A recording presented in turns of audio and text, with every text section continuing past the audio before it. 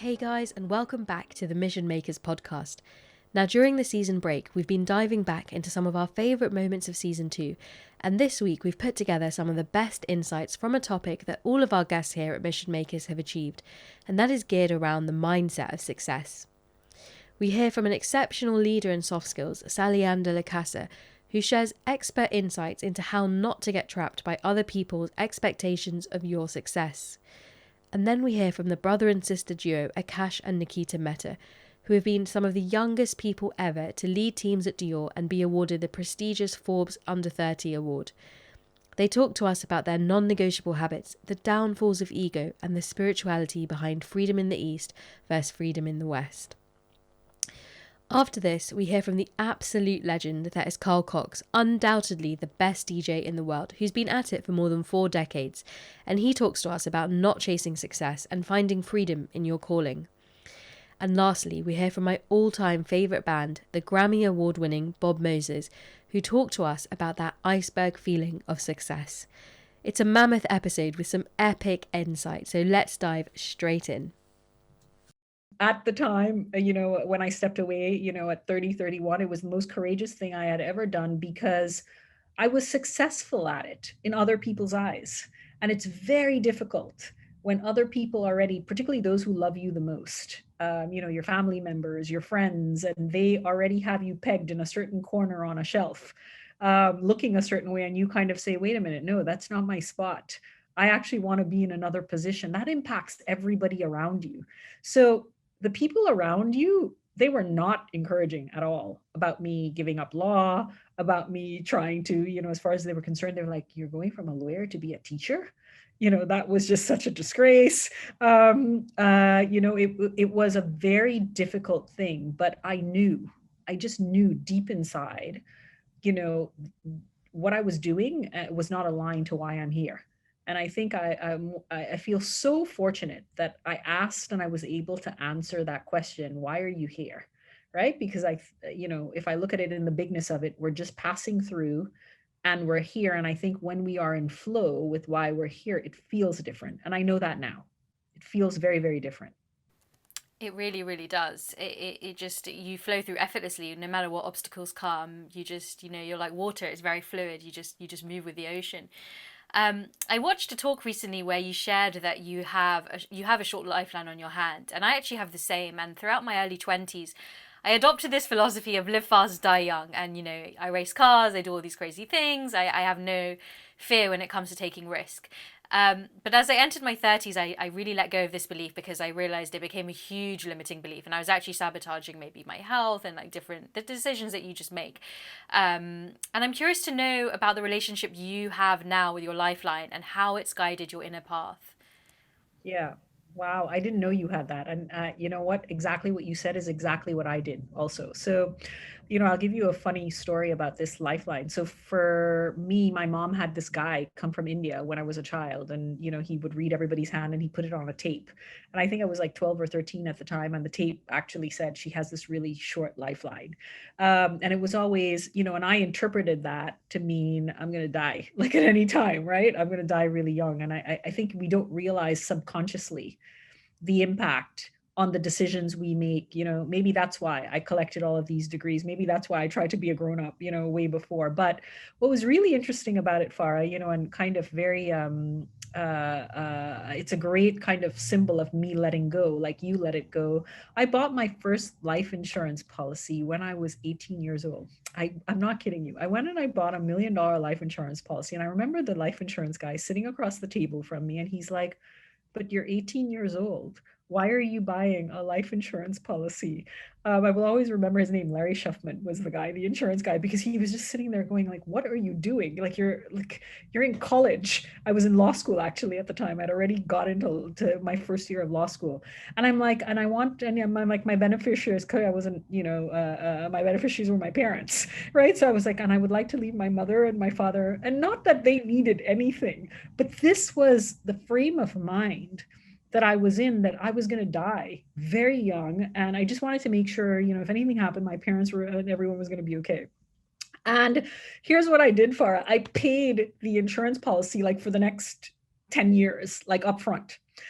because I was thinking if anything happens and like, at least I know everyone is covered. And I remember when I turned 31, 32, when I left law, I stopped paying the premiums. And I remember Larry called me and he was like, well, it's time again because the 10 years had passed. And he was like, it's time again to pay your premiums. And I said to him, no, I'm not paying it. I'm going to let it go.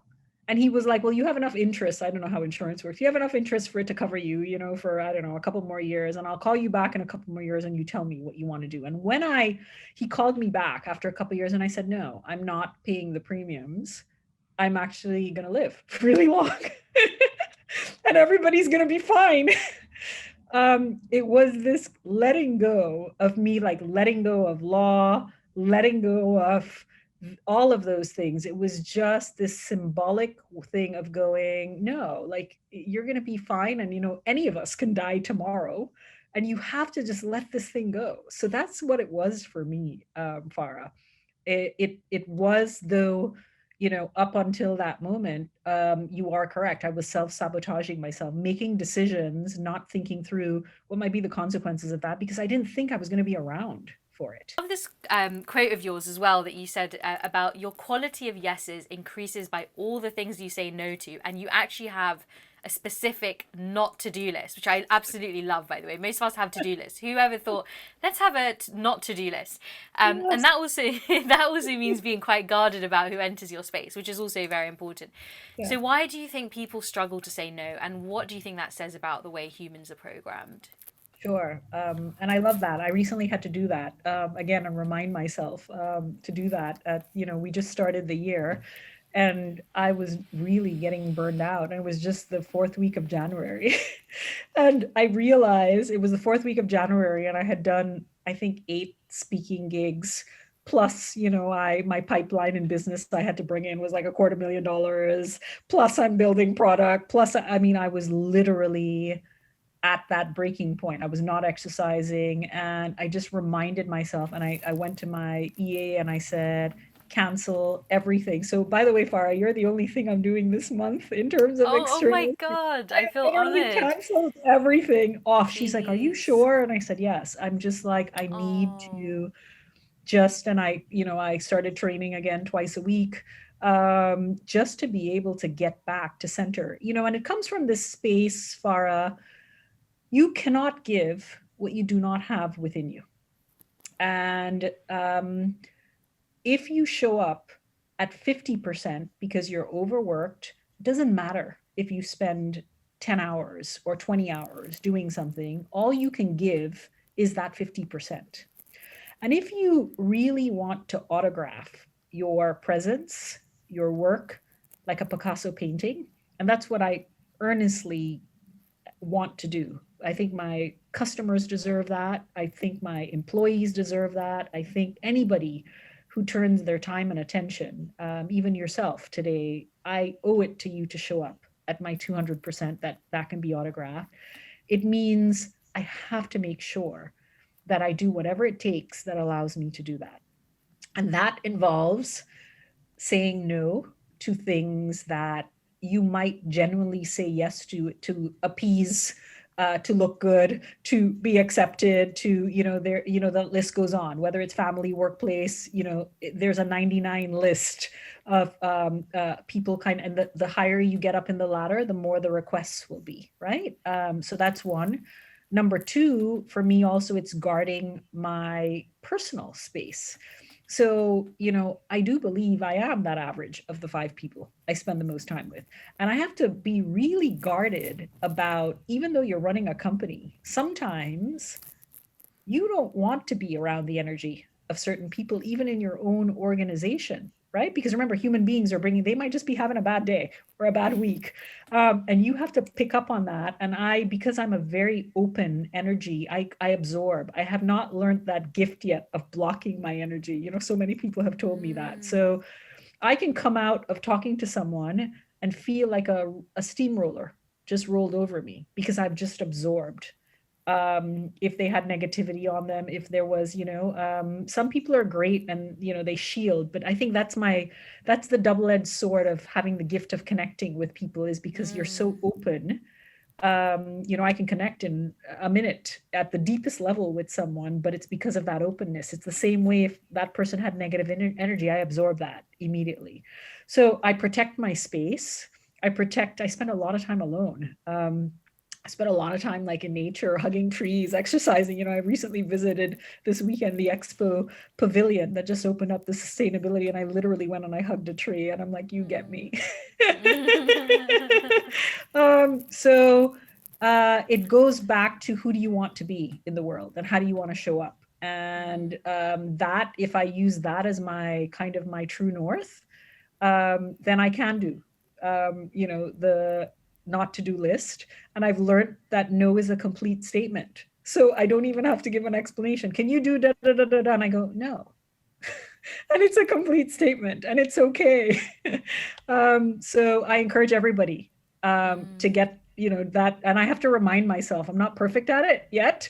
I have to keep reminding myself also on that list, as I just told you. Yeah, it's definitely quality versus quantity, and a huge part of nature playing a big role in that as well, to remind yourself to stay grounded to that, to your plate, really. So I know that you have, you're both very much, obviously, as we've discussed a lot, into spirituality, and I know, Nikki, that you've spent a lot of time with various teachers such as Deepak Chopra and stuff. So this could be a long question, but in just a brief nutshell, can you share kind of what writings and teachers have had the greatest effects on your paths? And do you have any desires to kind of go down sharing some of that spiritual knowledge on a deeper way someday? I'd absolutely love to. I think I'm still on this journey, and I feel only once you've experienced something, then you're in a position to share. I think there are a lot of people, especially on social media today, who give a lot of advice. It's like, have you really experienced it? Like, what do you really know about the ego? But I definitely can. So grateful for all the past teachers. I mean, everyone from the Buddha to Krishnamurti to Eckhart Tolle to Osho. There's so many people on the Unearthed Soul by Michael Singer that have just helped on every. It says when the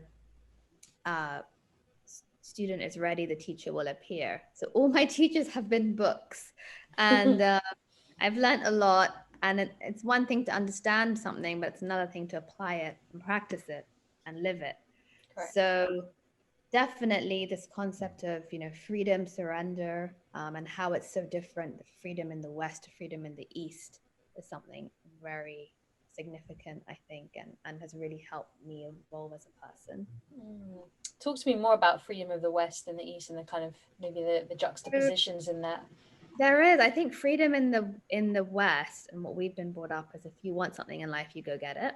It's a bit more an hedonism, where it's for ourselves. We're just thinking of me, and you kind of control your surroundings. It's like, I'm gonna go get that. This is my life. I control it, and I deserve it when I want it, what I want, right?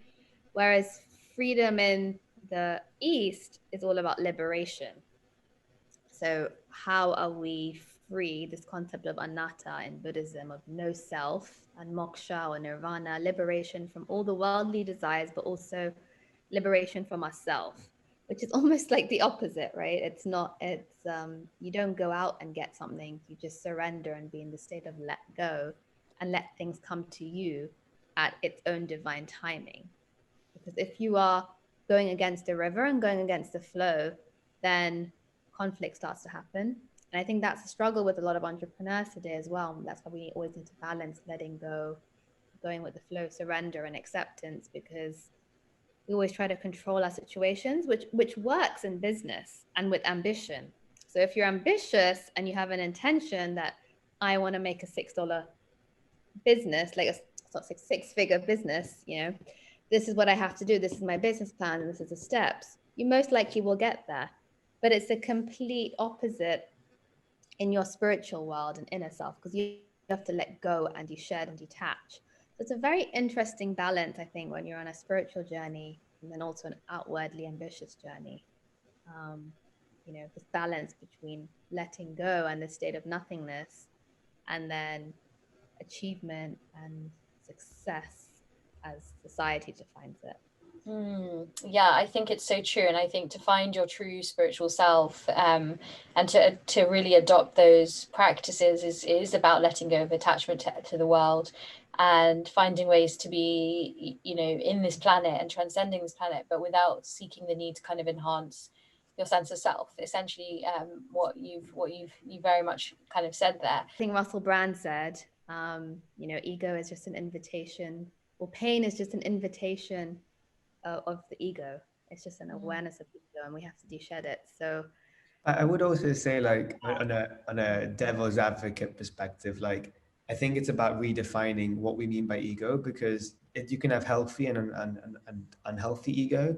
And at the end of the day, ego is part of your neuropsychological system. So it's so important to understand that it does have some science behind it, that it protects you. It's important to have an ego. But it's about, are we talking about a productive and healthy ego, or are we talking about unproductive and unhealthy ego? And how do we balance that? Because as humans, we would have both, and they can come at different times or at the same time. But yeah, I think I would love the society to get into more of a healthier ego and less of an unhealthy ego. well, I don't think the ego is ever healthy. I feel it causes miserable. But I think what you're saying, Akash, is valid, that ego sometimes is confused with self-love, like putting yourself first. Oh, she has a big ego or something. But actually, you have to put yourself first to take care of other people, But then there's a fine line and the balance, it's like the razor's edge and becoming too in vanity or narcissism, and then, what you're really doing for yourself. So I think it's like all words in life: love, freedom, ego, they've all been defined, and everyone has a different definition of it. So true. Yeah, I think there's a lot in what you say about, in a way, like, you need to have self-confidence, but then you don't want to act with ego, in your actions, and you don't ultimately want your mind to be dictating your thoughts, which is, I think, what Michael Singer talks a lot about in Untethered Soul, is that observing your thoughts but not having attachment to them and not acting upon them. But I also think that a lot of the problems in this is that it really stems from childhood, and the schooling system, and the ways that we have been brought up to just be in that constant state of future, and we never really get to that point, because all we have now is this present moment, and that's it. So it's very interesting talking to you guys about this, and I'd also like to know what some of your non-negotiable habits are to kind of adopt the mindset of impact. Nikki, do you want to start? So the mindset of impact, what does that exactly mean? Like how? So, like, let's say just setting yourself up to succeed every day, like, taking care of yourself. I know that, Nikita, you have loads of things that you do. But yeah, the best top three. I do a lot of breath work and inner work. Like, I think it just helps, especially in this Zoom culture today. Just to calm the mind and be more in the body. So any exercise, any movement basically will really help that. Get your energy flowing, number one. Number two, for impact in terms of with other people and using your voice, I think you should always listen more than you speak, which is more of a mental thing, because I think sometimes people, always want to say and think they know best, but actually you learn more by listening.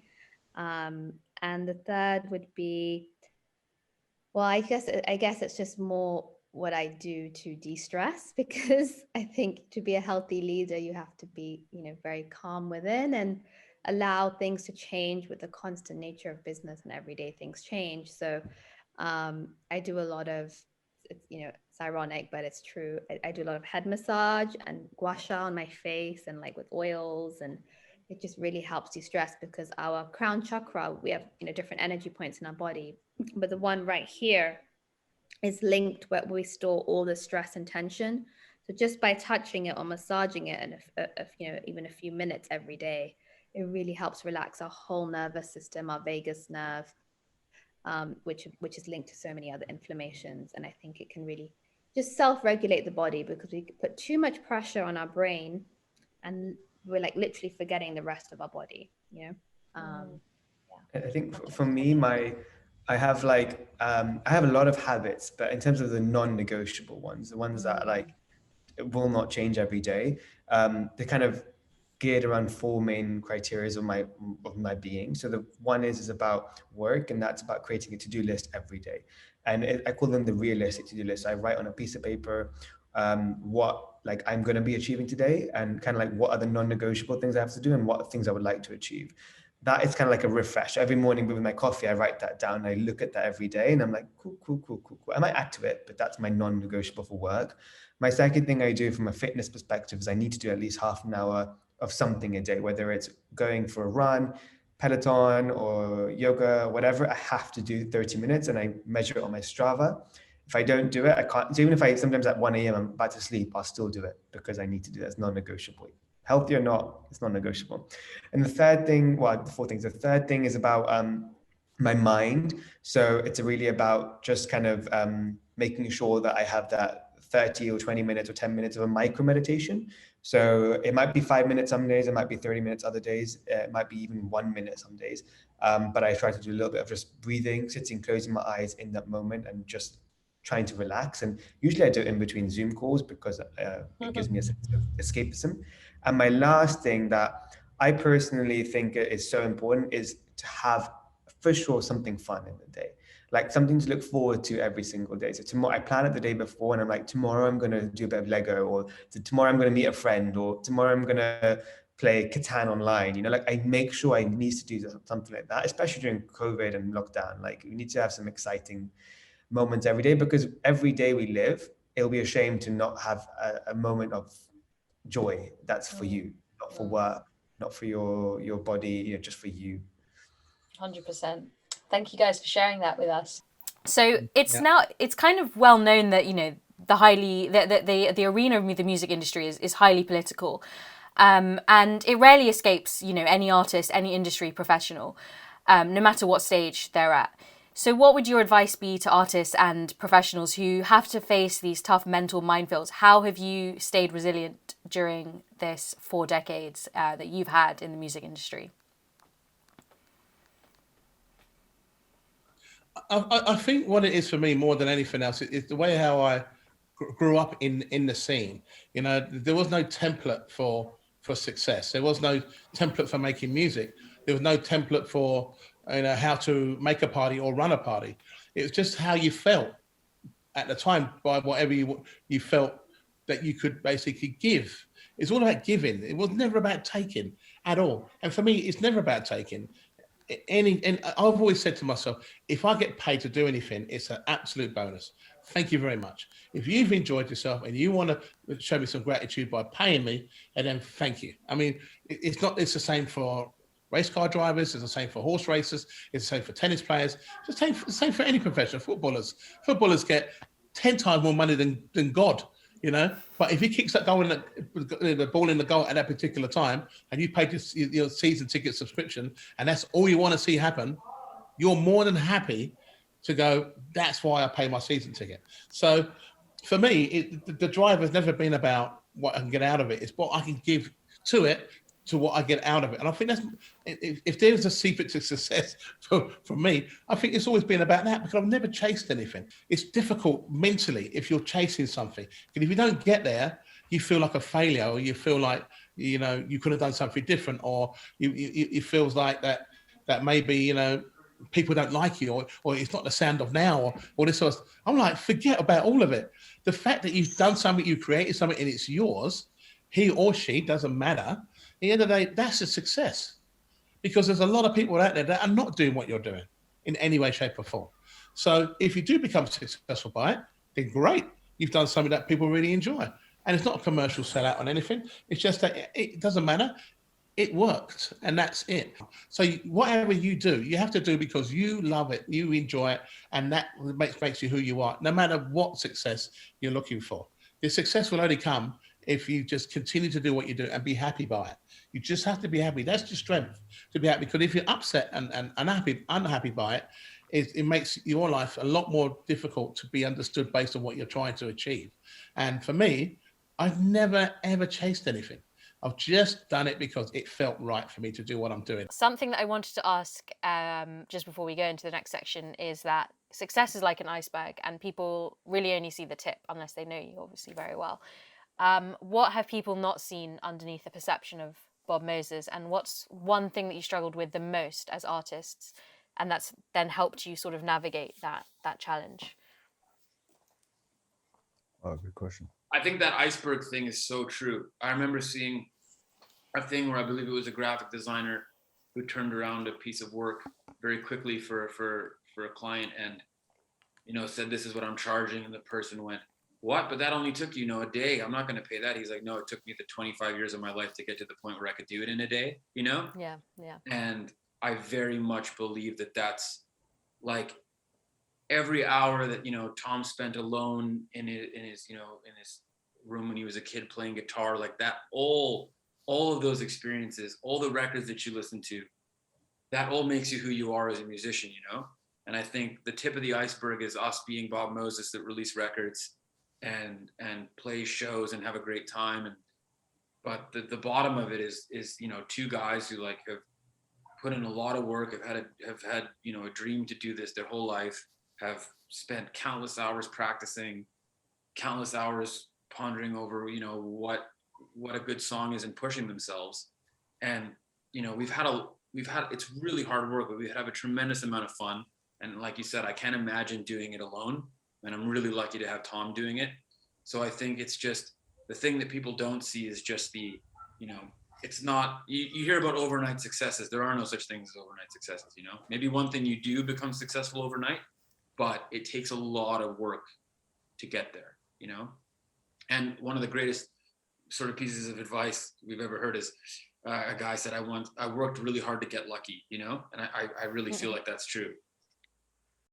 Thank you guys for listening. Season 3 will be back with a bang in the autumn. Until then, we've got plenty of impactful bonus and bite-sized episodes coming your way. So don't forget to subscribe and share the show with your friends, because it truly means the world to us. And if you're interested in some super cool rewards like virtual DJ lessons with me, signed books from our guests, and exclusive merchandise, then head over to www.patreon.com/missionmakers to check out how you can start supporting the show for less than what it costs you to fill up your car. So till then, Mission Makers, be safe, be healthy, and be laser focused.